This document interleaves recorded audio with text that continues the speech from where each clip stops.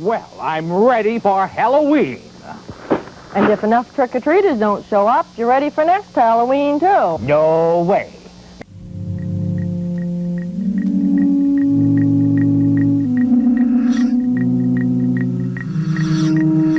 Before we get to the episode, I just wanted to mention that I wrote and recorded this episode back in 2021, and that's where it sat for the last year. I haven't had time to work on it, so I didn't want to update it because I wanted it to retain the feel of how it felt when I wrote and produced it over a year ago. So I hope you enjoy it for what it is. Ooh, Halloween is here, which means I'm here to review something involving some sort of scary thing. So what's on the docket this time?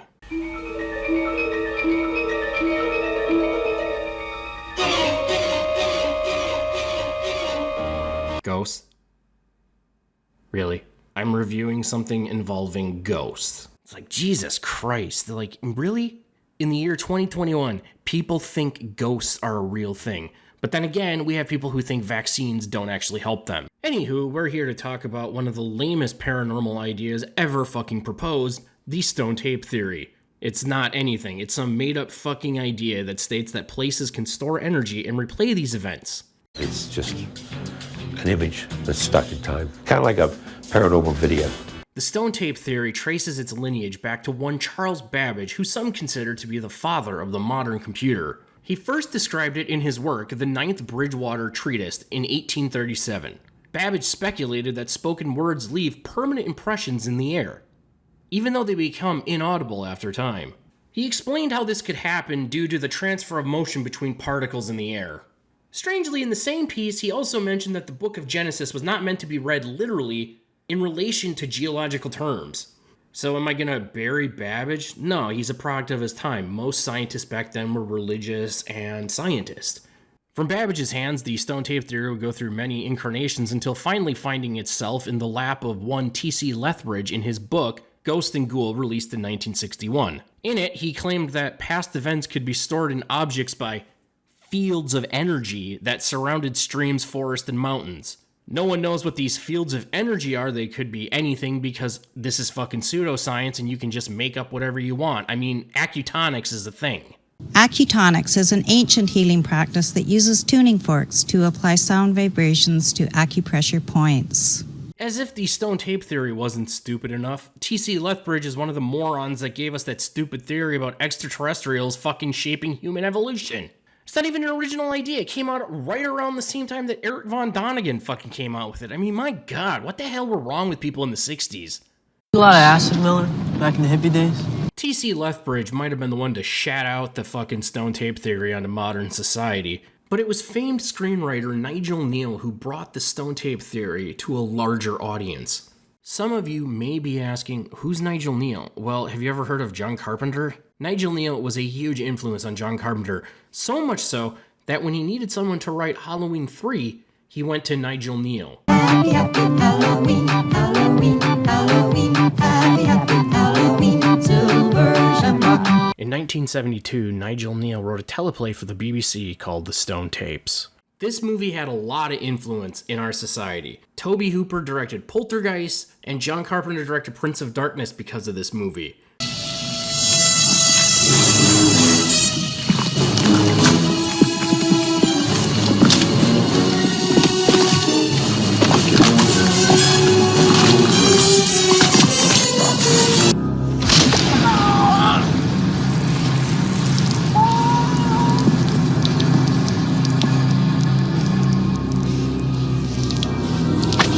You've probably seen a lot of what happens in this film on those shitty paranormal ghost shows. That's because these people, without even knowing it, are just basically doing what happened in this movie. There is no science to this. People have seen it or have been told about it, and they're just acting out what they fucking saw. There's a lot of energy here because of all the battle that occurred right here, right where you're standing. Our film is about a group of researchers who are trying to come up with a new source in the audio-visual medium. Our main character is Jill. She arrives at the lab and somehow forgets how to back her fucking car up.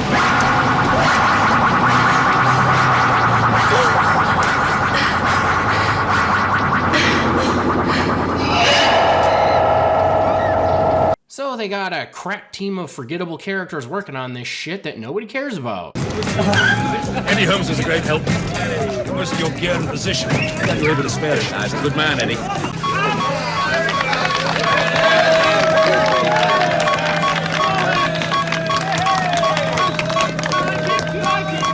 All except for their leader, the brave douchebag motherfucker Peter Brock. Blackout is the usual word. You're a very female one. Well, what the hell are we into? A tape that only plays back when it feels like it's insane! Quit then! Hey, go back to your little hut! Yep, he's a sexist, he only cares about getting the job done, and he spends the entire movie berating co-workers. And Jill, the woman he cheated on with his wife, but I have a feeling he left that part out when he seduced Jill. So with this crack commando team, they're there to develop this new media form, whatever the fuck that's gonna be. Now it's time, gentlemen, for a breakthrough. Just record me say the whole of Wagner's Ring Cycle inside a ball bearing, with instant playback, of course. Find the medium, everything else follows. Our leading lady, Jill, is there to help work the computers. There's only one problem. They've got one. This is back when computers were the size of houses. See, the problem was the other ones haven't been installed because the room where they're supposed to be, the server room, is haunted.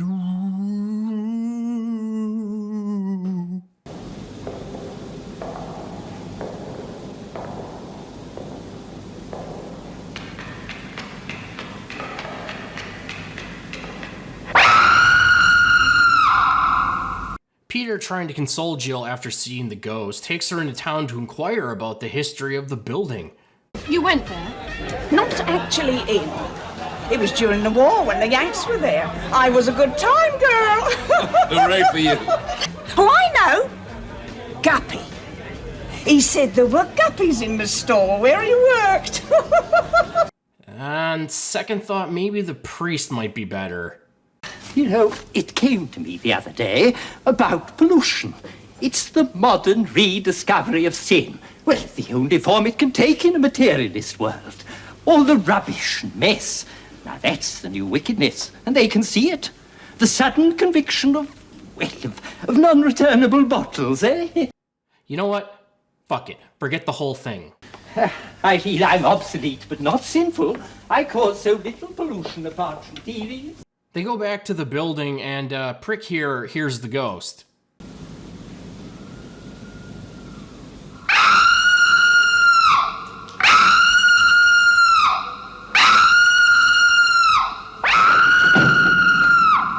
He then has one of film's greatest one-sided phone conversations. You know what I'm talking about. Chuffy the horse. How's what's his name? The horse. Yeah, Chuffy. Yeah. Was it inside the hoof? Yeah. Oh, good. Yeah. I will say, this movie's not bad, and one of the things that I really do like about this movie is that the plot just moves at a breakneck speed. We don't spend 50 minutes not believing Jill, because Dickbag has already heard it. We got a ghost.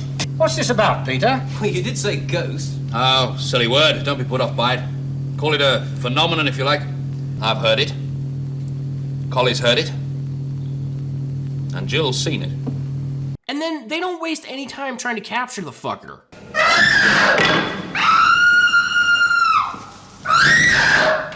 That was it. It was by the steps. It was by the door. No, it wasn't. Well, what did you hear? Get over here. I'm not crazy. How did you hear it? He was deafening. It wasn't loud. Not loud. I heard it. Just close. That's right. There's no perspective on it. What did you hear? Nothing. I didn't hear a thing. I saw her. Again. Same place? No, there.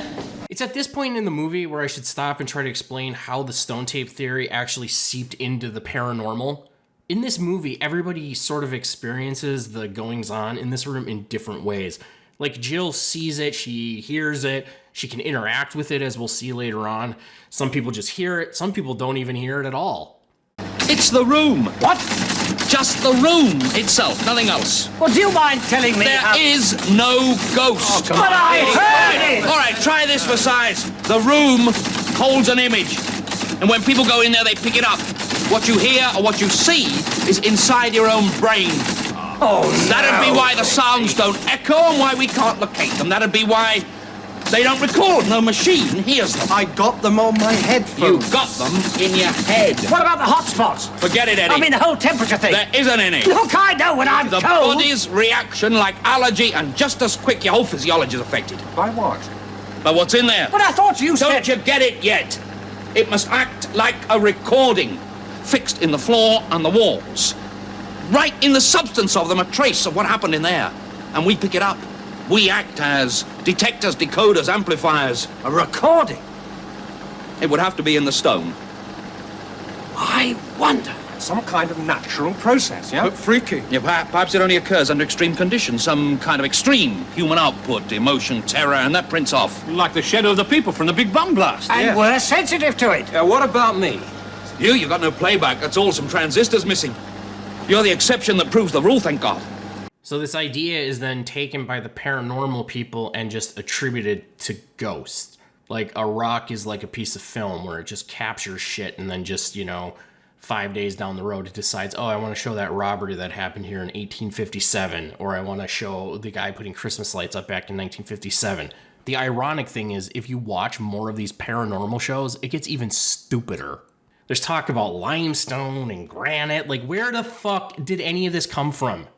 You know where it came from? Someone fucking made it up. And guess who made it up? Nigel Neal. This scarred land is reverberating sadness at a nuclear level. Mother Nature is crying. Getting back to our plot, they kit the room out with some early 70s technology, including this fucking sexy beast.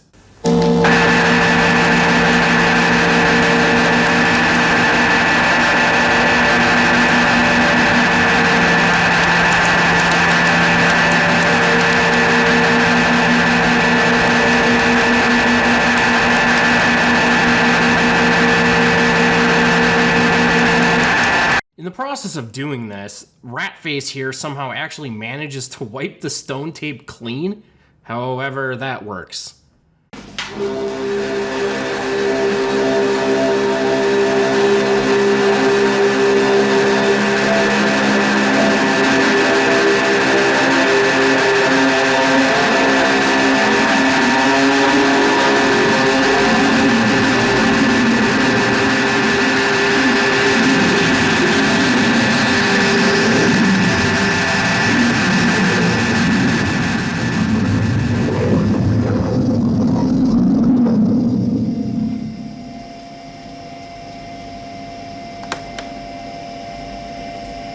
It's different.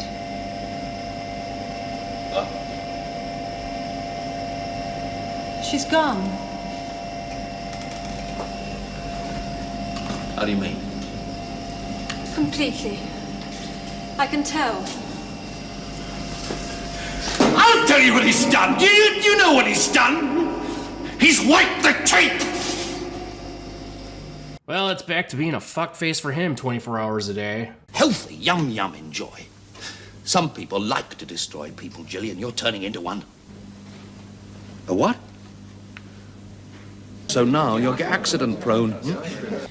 You know what this is about? You're getting at me. Oh, and Chuffy's back. But seriously, who names anything Chuffy? Look, about Chuffy, is his hoof all right? Uh-huh. Well, what did the vet say?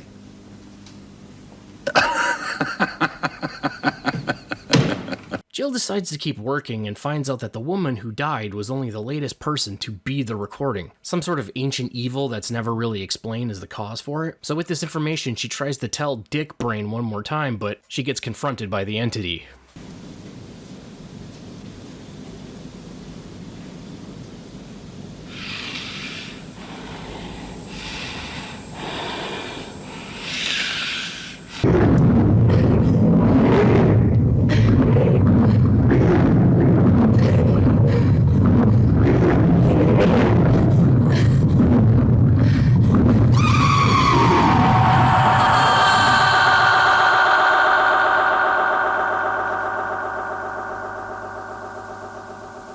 Jill is missing. Cuntbag here loses the backing of his bosses. He throws Jill under the bus and blames her for the whole situation. The colleagues leave and now he's out of funding. He wanders into the room for one last time. Help me!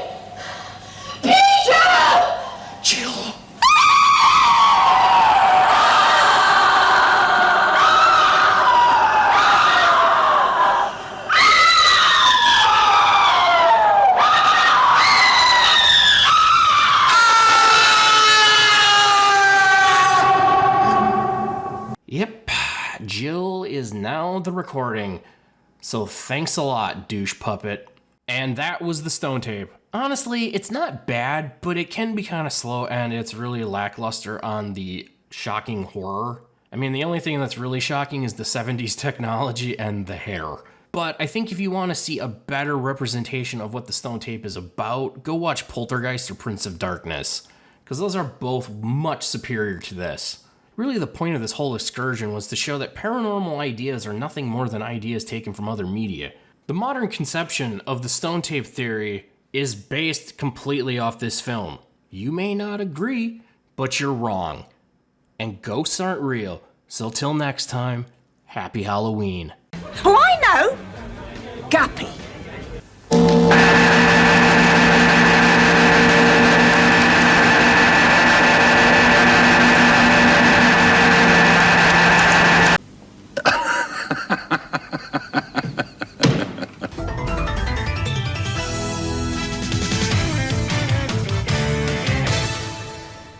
Yo, subscribe today.